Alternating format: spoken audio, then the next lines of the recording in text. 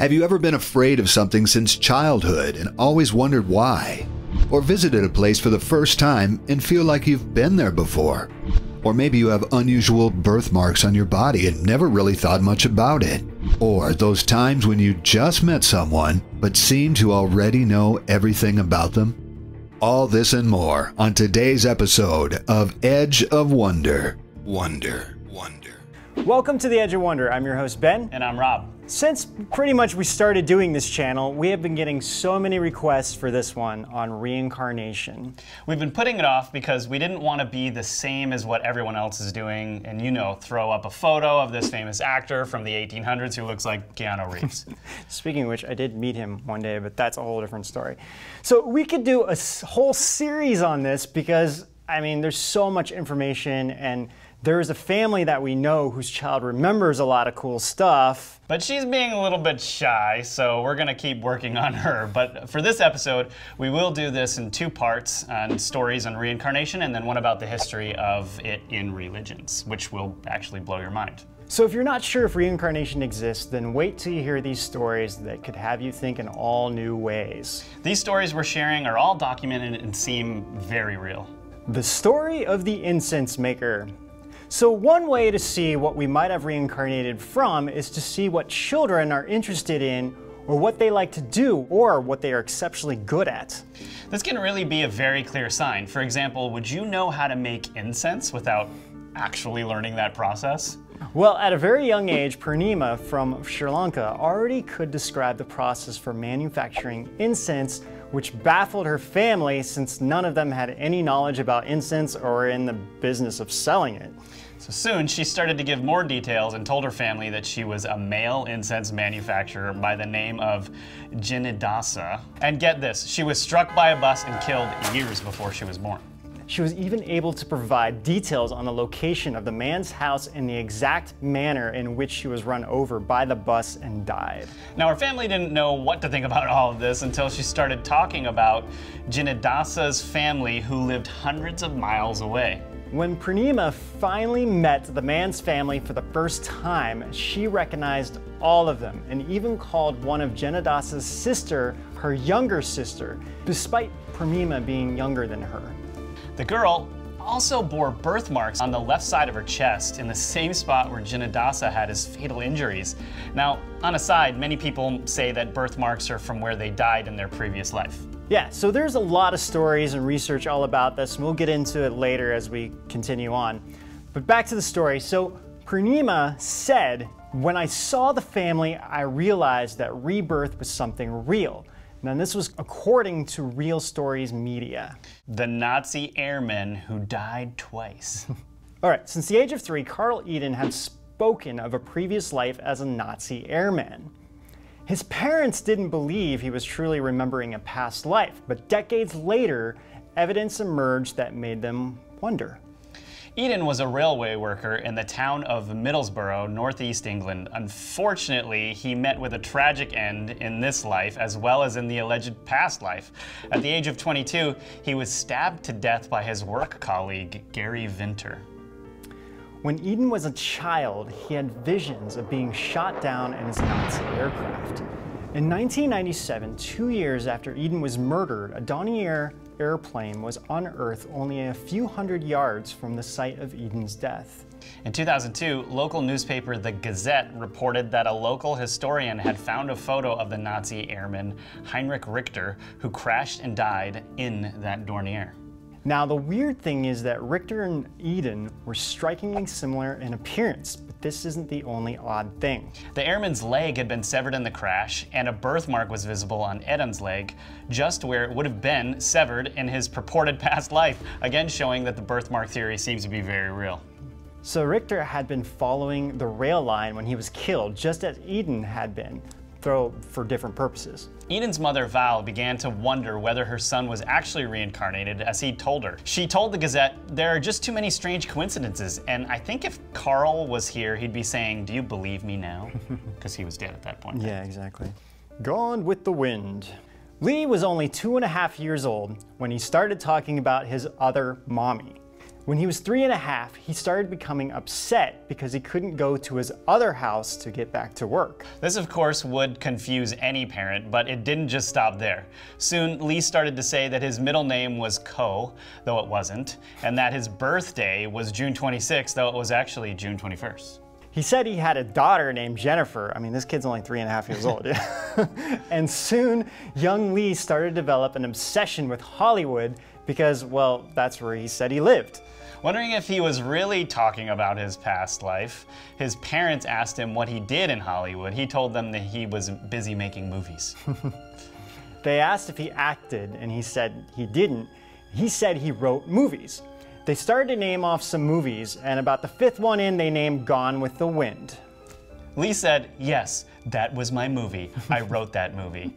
So his family instantly looked up and was like, Gone with the Wind? And so they looked up Gone with the Wind on the internet to see who wrote the screenplay and asked Lee what age he died. He said 48. When Lee's parents pulled up all the information online, they were completely at a loss for words. Not only was the writer's middle name was Ko, Sidney Ko Howard, he died at 48. The birthday he had was on June 26, and he had a daughter by the name of Jennifer. Just as Lee said, all of it. Dr. Jim Tucker, a prominent reincarnation researcher at the University of Virginia, investigated this story and even wrote in his book, Return to Life: Extraordinary Cases of Children Who Remember Past Lives. He has gathered thousands of cases of children who report memories of past lives, and in many cases, these memories have been verified. Boy remembers wife and killer of past life, finds them again. Whoa. Now, what would you do if you remembered your wife and your killer from your previous life? Would you take revenge? Well, that's exactly what our next story is about. On May 9th, 1958, in the village of Hatunköy, Turkey, Salim Felizi was found dead in a field. He had been shot in the face and the right ear. His neighbor, Izza Derbekli, admitted he shot and killed Fazili, but he said it was by accident, that he was hunting at the time. In the neighboring village of Sarkanak, Mrs. Carnifil Tatasmus was pregnant. She had a dream in which a man who identified himself as Salim Fazli appeared with a bloody face. As soon as the little boy could talk, he insisted that his parents call him Salim Fazli instead of his given name.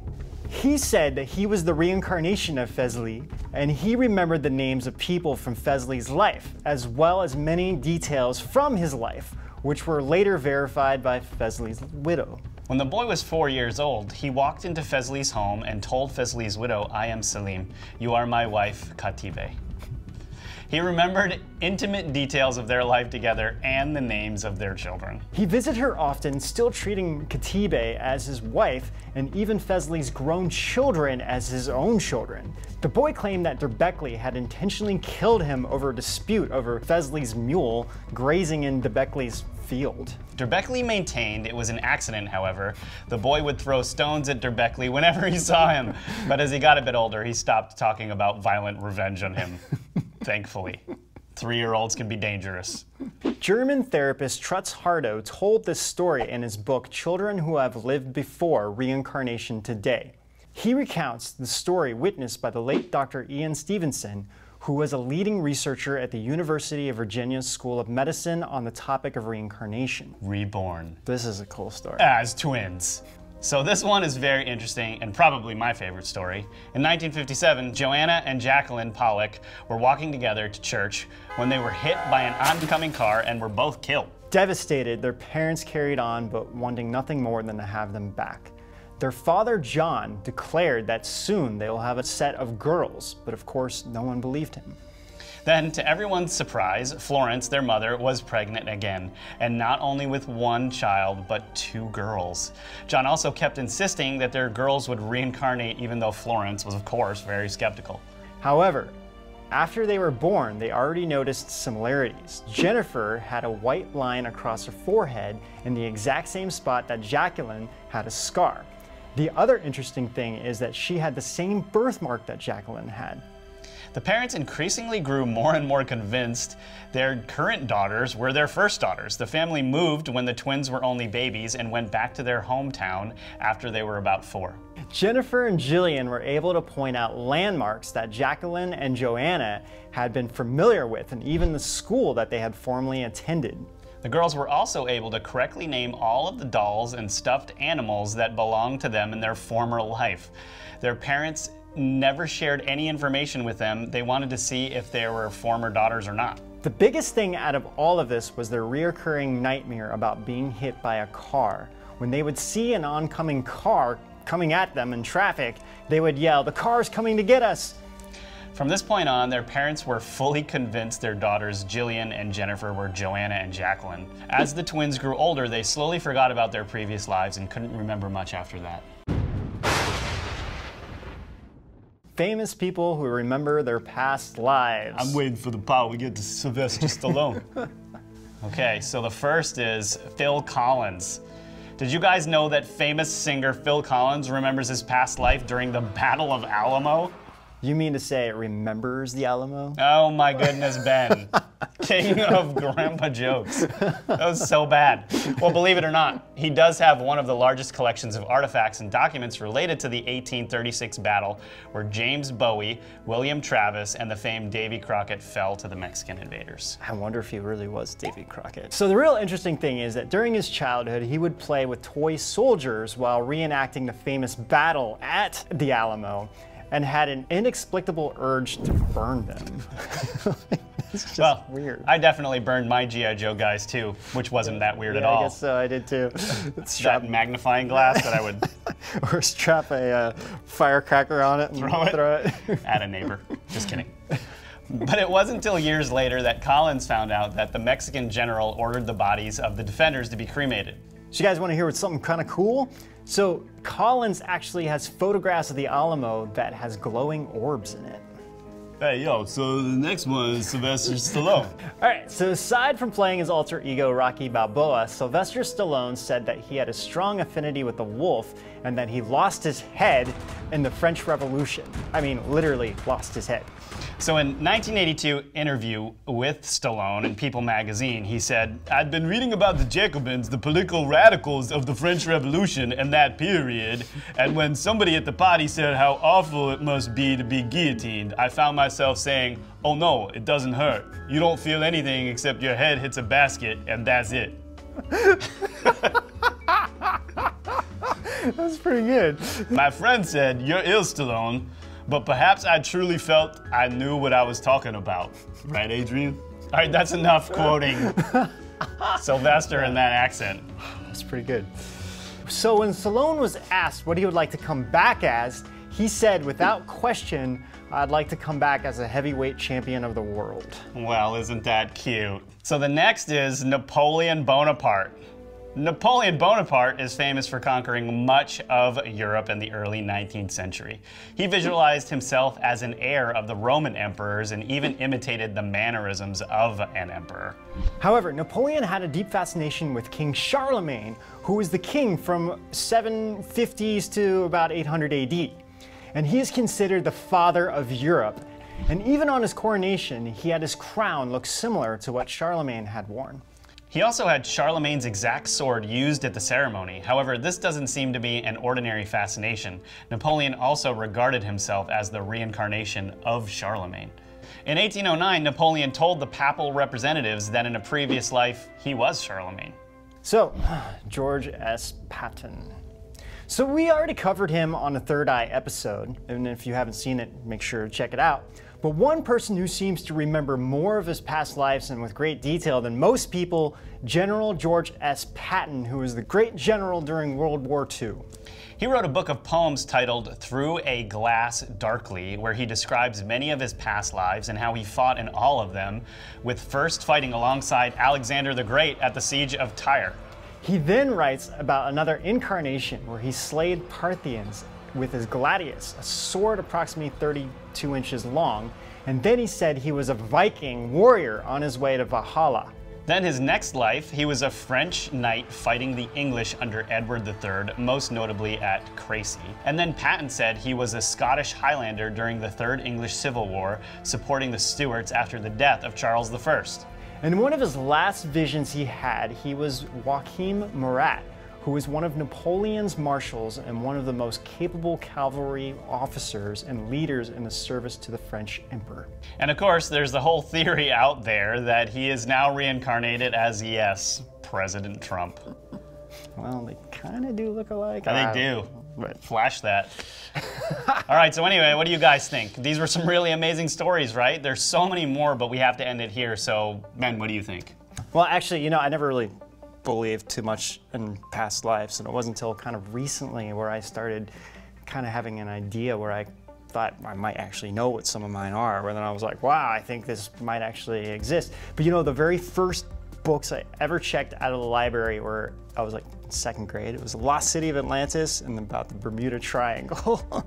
So I always believed that I had a past life during the time of Atlantis. And what about you? I definitely, absolutely think that reincarnation exists, and I think there's a reason for all of that, right? And there's too many people that remember their past lives, and the feeling of deja vu when you come across a place that you've been to before is so striking that it's hard to deny that something like that exists. Like, I remember being in Hawaii at the Hawaiian airport and feeling like I had been there before. It was like nothing I'd ever felt before, not like that. Yeah, actually, when we went to South Korea, I've never been there before, and I was walking around in this place, and I was like, I've been here before. Wow. Like, I just knew where like things were and stuff. Wow, so that's it's like, weird. you know, it definitely, for me, it definitely exists too, which is why we wanted to do these episodes. But we'll go way more into the history and all kinds of cool, fascinating things in the next one. You guys are probably wondering why reincarnation exists. We're going to go into that next, so stay tuned. And also, don't forget to hit like and subscribe, and hit the notification bell for more great episodes. Right, and until then, we'll see you guys out On the edge. of the past. Or the future. Or the present. Or we're dorks. Hey everyone, have you been enjoying Edge of Wonder? Do you want to help us keep creating new and exciting content every week? Now's your chance. Go to edgeofwonder.nyc. So guys, we just launched our own version of Patreon, our exclusive donation page where you can pledge monthly at a minimum of $1.50 a month. But we'll have different tiers of subscription, which will have different offerings depending on how much you pledge. And we want to keep focusing on making great content for you guys and grow it into something you guys will love. So where is it? edgeofwonder.nyc. Anyway, we love you guys, and we'll see you out On the edge.